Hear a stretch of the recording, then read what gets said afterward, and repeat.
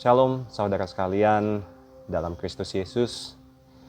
Di awal tahun yang baru ini, biarlah kita semua dipenuhi dengan semangat yang baru, kreativitas yang baru, semua yang terbaik yang sudah Tuhan sediakan bagi kita. Hari ini saya akan memberi judul Daily Devotion kali ini dengan Perpetual. Mungkin banyak di antara saudara yang kurang familiar dengan kata perpetual ini. Perpetual dalam artian bahasa Indonesia adalah abadi. Kata perpetual itu sering digabungkan dengan kata gerak, sehingga menjadi gerak perpetual atau gerak abadi.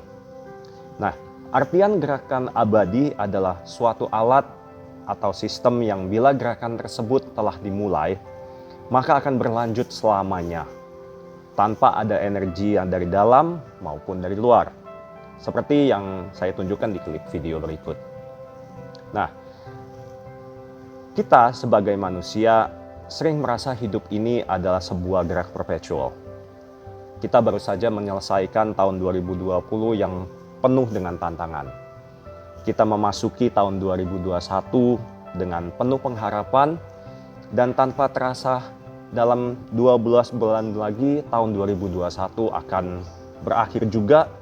Dan demikianlah seterusnya. Padahal Mazmur 90 ayat yang ke-10 berkata, "Masa hidup kami 70 tahun, dan jika kami kuat 80 tahun.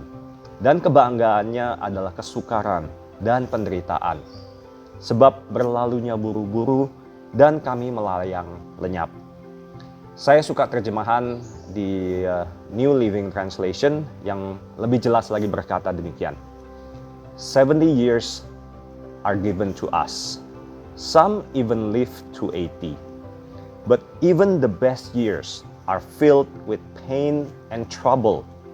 Soon they disappear and we fly away. Sama seperti kenyataannya, di dunia ini gerak perpetual tadi itu bukanlah sebuah hal yang real. Menurut hukum fisika, gerak perpetual adalah sebuah impossibility, tidak mungkin terjadi. Ada yang namanya gesekan dan hambatan yang membuat sebuah gerak perpetual pada akhirnya itu akan berhenti.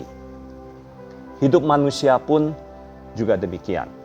Hambatan, gesekan, masalah, ujian, itu semua adalah bagian dari hidup yang tidak dapat dipisahkan. Akan tetapi janganlah kita membuat hambatan, gesekan, dan masalah tersebut menjadi yang utama di dalam hidup kita. Hidup ini harus terus bergerak, walaupun memang ada batasnya.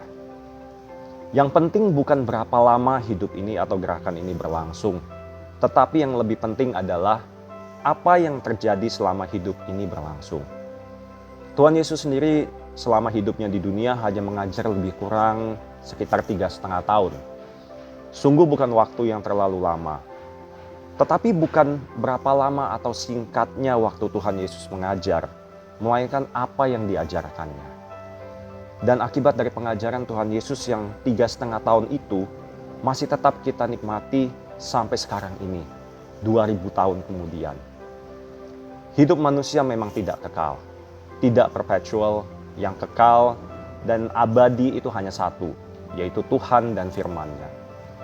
Wahyu 22 ayat 13 itu berkata, "Aku adalah Alfa dan Omega, yang pertama dan yang terkemudian, yang awal dan yang akhir." Selama kita masih diberi nafas kehidupan oleh Tuhan, marilah kita selalu berjaga-jaga, sesuai dengan apa yang sudah Tuhan firmankan untuk kita. Lakukan yang terbaik yang bisa kita lakukan dan kerjakan. Sekali lagi, bukan berapa lama kita hidup yang memberi arti, tetapi apa yang kita lakukan selama kita hidup. Itulah arti hidup yang sesungguhnya. Tuhan Yesus memberkati.